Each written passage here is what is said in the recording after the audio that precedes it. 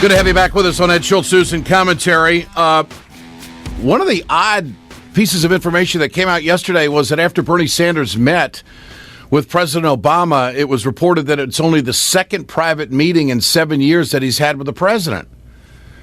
And I thought to myself, that's really interesting from the standpoint that, you know, Bernie was in the mix on the Affordable Care Act. Bernie's on the Budget Committee. Bernie did a heck of a lot of work on the Veterans Committee. And I thought that was, wow, Obama's only met with him twice privately? Whatever. Here's what Bernie said after the meeting. The president and I discussed this morning a number of issues, foreign policy issues, domestic issues, occasionally a little bit of politics. But I enjoyed the meeting, and I thought it was a very positive and constructive meeting. What the president has tried to do, what Vice President Biden has tried to do, is to be as even-handed as they can be. And I know there was some discussion the other day about a Politico interview where he was tipping the scale towards Secretary Clinton. I don't believe that at all. I think he and the vice president have tried to be fair and even-handed in the process, and I expect they will continue to be that way. Well, you know what? Everybody thought, well, it was an endorsement. Well, wait a second. You know, President Obama has worked hard and long with Hillary Clinton. She was Secretary of State. I mean, come on. There's a history there. And now the backdrop to that is, well, Bernie and Obama have only met twice privately. Of course he's going to be in a position to say more about Hillary Clinton than he would Bernie Sanders. Jonathan Alter, MSNBC political analyst and author with us. Jonathan, good to have you with us. Great to be here, Ed. What do you make of that meeting yesterday?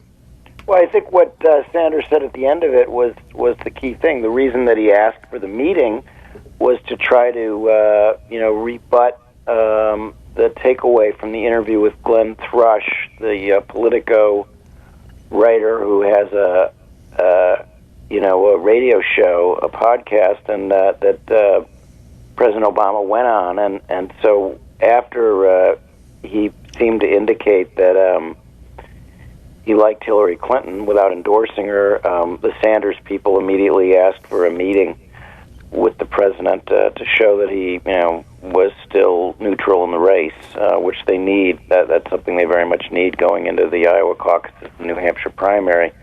I think you're right that most voters, if they really care a lot about what Barack Obama thinks, will reasonably conclude that even though he hasn't made an endorsement, that he prefers Hillary.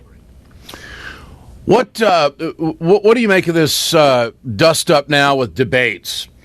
Bernie Sanders puts out a release over the night, and he says that he'll debate 3 more times, but it doesn't want to do it on the weekend, doesn't want to do it on a holiday, and wants Martin O'Malley involved, and there has to be one a month over the next 3 months. And there's a school of thought out there that one of the reasons why this is happening is because Hillary's behind. And yesterday, they had the Clinton camp had talked about a debate before New Hampshire. What do you? Is this just political back and forth, campaign jockeying? What is this? Now, this is kind of a fix, almost a do-over. The Hillary people made a bad mistake, I think. Early last year, when they were scheduling the debates, they tried to hide them on the weekends. They thought that the best thing for Hillary would be if, she didn't have to debate Sanders any more than necessary because she was so far ahead. That blew up in their face. It made them look manipulative. It was stupid because Hillary's a good debater and there's no reason to hide her. So I think you have a situation now where it's in both candidates' interest to have some more of these debates. They're substantive, unlike the Republicans. They're civil, and it's good for the voters to see them debating more often. So I think it's one of those cases where they're going to fix it, and we're going to see more debates. You think Trump gets hurt by not debating tonight on Fox? I don't really think so. I think with Trump, it's all about strength. And he looks strong. He looks like he got the better of Fox, and I don't think it will make him look like a coward or anything like that, even though I think he is, because I think any bully is ultimately a coward when you strip away their bullying. But I don't think he's afraid of Megyn Kelly. You know, he did well in the last couple of debates. I think it's that he doesn't let anybody push him around. That's his brand. That's who he thinks he is. It's a terrible trait in a president, this kind of behavior, of course. But I think he'll get away with it. The big question is the one that Lawrence O'Donnell raised last night, which is, will he ever debate again? You know, I'm not sure that he wants to. You know, when the field narrows, I'm not sure he wants to go in there, you know, one-on-one with Ted Cruz and one other. I don't think he would want to debate the Democrat in a general election. I thought that Trump said late yesterday that he would do one-on-one with Cruz. Well, what he says is not worth very much. We know that. Okay. I think Lawrence might be right that I think you're going to see a precedent here where he's going to try to.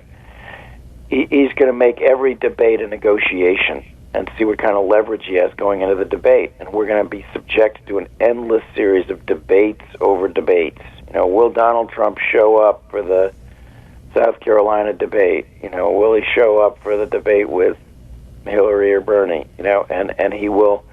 That's just the way he rolls. Yeah. Everything is a question of what leverage does he have. It's all about him. His participation in the debate is the only thing that he cares about. It's about him, not about the issues, not about the country. It's just more megalomaniacal, narcissistic behavior. But in this case, because these are alpha male contests in a certain sense, you know, who's king of the hill, who's strong, who's tough, that he's reinforced his brand on this whole debate over debates. That pretty much clears the beach. Jonathan Alter, great to visit with you. I appreciate your time. Yeah, thanks so much. Great talking to you, Ed. Take care. You bet. Author, MSNBC political analyst.